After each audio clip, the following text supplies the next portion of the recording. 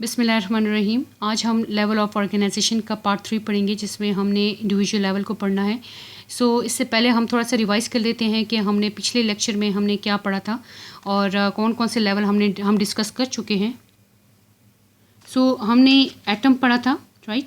उसके बाद एलिमेंट को, फिर देन हमने मॉलिक्यूलर लेवल को, लाइफ को डिस्कस किया था। उसके बाद ऑर्गेनली एंड सेल लेवल को हमने डिस्कस किया।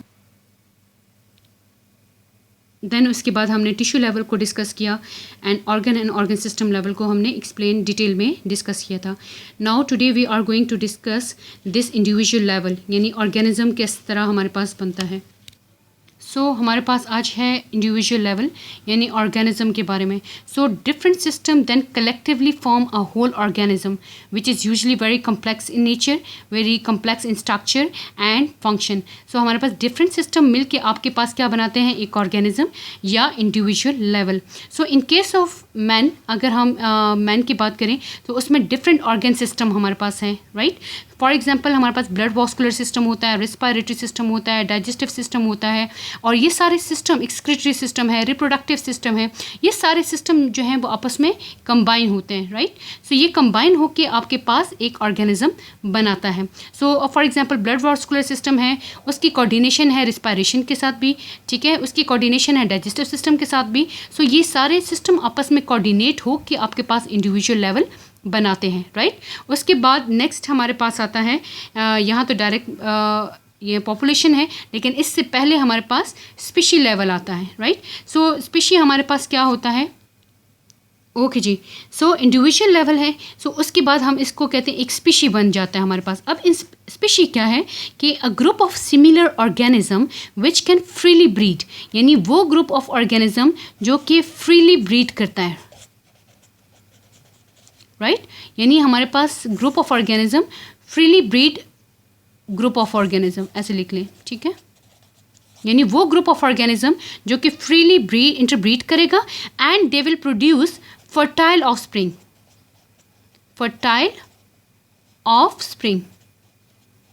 ठीक है।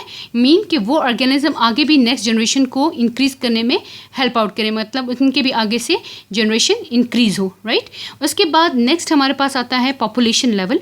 Interaction among the member in an environment of the same species living in the same habitat, right.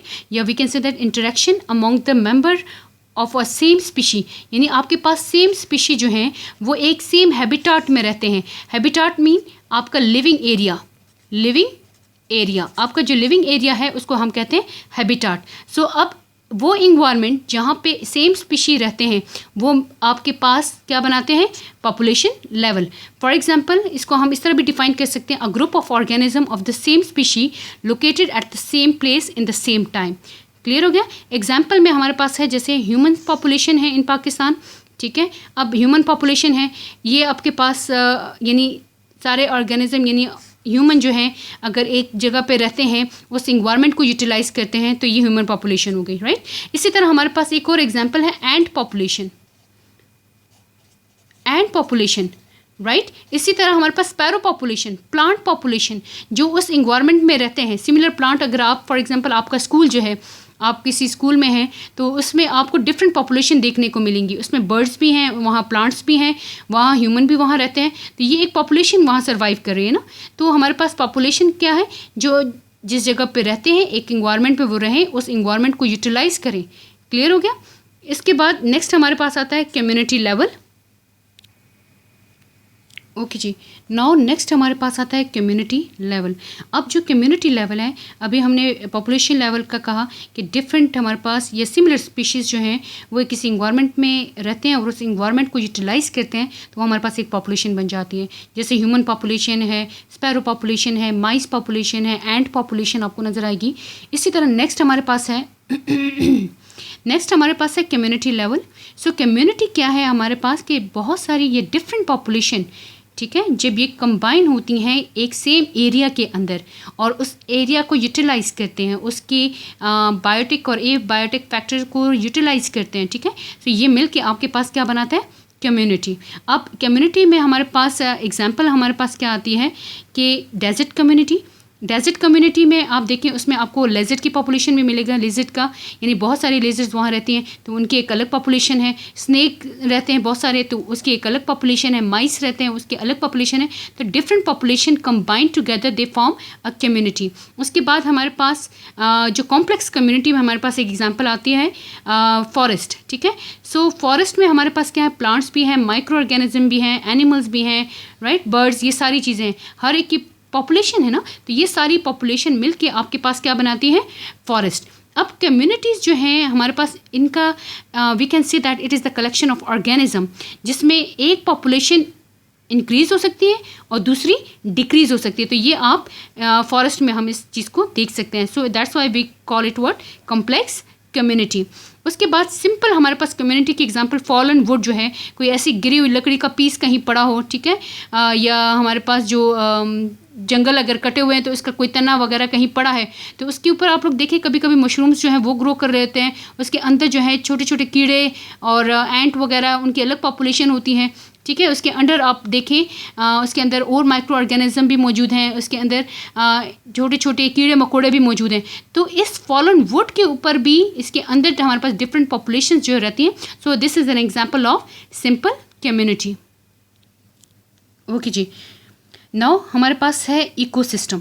अब हमने पॉपुलेशन डिस्कस किया, डिफरेंट पॉपुलेशन मिलके कम्युनिटी बनाती हैं, और अब वो जो कम्युनिटी हैं वो कहाँ पे रहती है, इन्वायरमेंट में, राइट। सो ये इको मीन इन्वायरमेंट। अब इन्वायरमेंट जो है it is basically divided into two major component, या it is composed of two basic components, right, जिसमें एक है हमारे पास biotic, another one is abiotic. So biotic हम क्या कहते हैं, it is the living component of an environment. Environment का जो लिविंग कंपोनेंट है उसको कहते हैं biotic, as the word indicate bio mean life. So living component of an environment is called biotic component. So इसमें आपके पास प्लांट्स आते हैं, animals and micro organism. And another factor we have, another component of an environment we have abiotic, right. A mean without, bio mean life. So without life जो component है, mean जो non living component है आपके environment का, उसको हम कहते हैं एबायोटिक कंपोनेंट। इसमें फॉर एग्जांपल हमारे पास आते हैं एयर आता है, लैंड आता है, ऑक्सीजन हो गया, फायर हो गया, विंड हो गया, वाटर हो गया, एंड मैनी मोर। यानी ये बाकी जो आपके पास नॉन लिविंग कंपोनेंट है आपके एनवायरनमेंट का, उसको एबायोटिक कहते हैं। अब हमारे पास जो ऑर्गेनिज्म है जो इन्वायरमेंट के अंदर रहते हैं, तो इनका आपस में इंटरेक्शन है। अब बायोटिक कंपोनेंट जो है, plant, animal and micro organism, ये एबायोटिक के बगैर अधूरे हैं, राइट। इस तरह फिर आपका इन्वायरमेंट स्टेबल नहीं है। अगर हम फॉर एग्जांपल अगर हम यहाँ से ऑक्सीजन रिमूव कर देते हैं, इन्वायरमेंट से ऑक्सीजन रिमूव करें, तो लाइफ तो पॉसिबल ही नहीं है। लिविंग ऑर्गेनिज्म हम सांस कैसे लेंगे, ऑक्सीजन अवेलेबल नहीं है। इसी तरह वाटर जो है ये भी बेसिक कंपोनेंट है, ठीक है। सो ये इन दोनों का आपस में इंटरेक्शन होना ज़रूरी है, इनका स्टेबल। अगर ये दोनों स्टेबिलिटी है, अगर आप चाहते हैं कि आपका एनवायरनमेंट स्टेबल हो, तो आपको बायोटिक एंड एबायोटिक कंपोनेंट का मतलब वहाँ ये दोनों कंपोनेंट मौजूद होना ज़रूरी है। दैट्स वाई हम इसको कहते हैं इको सिस्टम। एंड स्टडी को, यानी इन्वायरमेंट की स्टडी को, या एनिमल की जो इंटरेक्शन है उसके इन्वायरमेंट के साथ, इस स्टडी को हम कहते हैं इकोलॉजी। इसका दूसरा नाम, यानी इकोसिस्टम की जो स्टडी है, ये हम ब्रांच ऑफ बायोलॉजी में हम स्टडी करते हैं, बायोलॉजी ब्रांच ऑफ बायोलॉजी में स्टडी करते हैं, और वो है, उसको कहते हैं इकोलॉजी, राइट, या इन्वायरमेंटल बायोलॉजी भी हम कहते हैं, ठीक है। सो उसमें हम इकोसिस्टम की स्टडी करते हैं। इकोसिस्टम में हम इन्वायरमेंट को स्टडी करते हैं, एज इको मीन इन्वायरमेंट। सो इन्वायरमेंट में हमारे पास क्या है कि फ्लो ऑफ एनर्जी होती है। अब फ्लो ऑफ एनर्जी से मुराद क्या है कि आपके पास ऑटोट्रॉप्स से फ्लो ऑफ एनर्जी होगी हीटोट्रॉप्स में। अब ऑटोट्रॉप्स क्या है, auto mean self, trophs mean feeding level. So हमारे पास वो ऑर्गेनिज्म इसमें आते हैं जो अपनी खुराक खुद तैयार कर सकते हैं in the presence of sunlight, यानी सनलाइट की मौजूदगी में, सनलाइट इसकी प्रेजेंस में ये जो ऑर्गेनिज्म है ये अपनी खुराक खुद तैयार करते हैं। और इन ऑर्गेनिज्म में एग्जाम्पल हमारे पास आता है प्लांट्स की। अब plants are eaten by animals. So plant अपनी एनर्जी लेते हैं सनलाइट से, एंड इन प्लांट्स को कौन खाता है, इन प्लांट्स को खाते हैं एनिमल्स। तो प्लांट्स से एनिमल में एनर्जी ट्रांसफ़र हो रही है। सो ये एनिमल्स क्या, हीटरोट्रॉप्स कहलाते हैं, मतलब ये अपनी खुराक खुद तैयार नहीं कर सकते। तो ये अपनी खुराक कहाँ से लेते हैं, प्लांट से लेते हैं। सो इकोसिस्टम में हम स्टडी करते हैं इन्वायरमेंट के बारे में, उनके फैक्टर्स के बारे में, ठीक है, living organism and non living के आपस में जो उनका कोऑर्डिनेशन है उसके बारे में स्टडी करते हैं। देन हम पढ़ते हैं कि फ्लो ऑफ एनर्जी कैसे होती है फ्रॉम ऑटोट्रॉप्स से हीटरोट्रॉप्स में, राइट। ओके जी, नाउ हमारे पास है लास्ट में जो हमारे पास आता है वो है बायोस्फीयर लेवल, राइट। अब बायोस्फीयर क्या है, इसको हमने स्प्लिट करें टू वर्ड्स में, एक bio mean life and sphere mean surrounding. So it is the part of earth where life exist, जहाँ जहाँ पे लाइफ एग्जिस्ट करती है उसको हम कहते हैं बायोस्फीयर का वो क्या है, वो पार्ट है, राइट।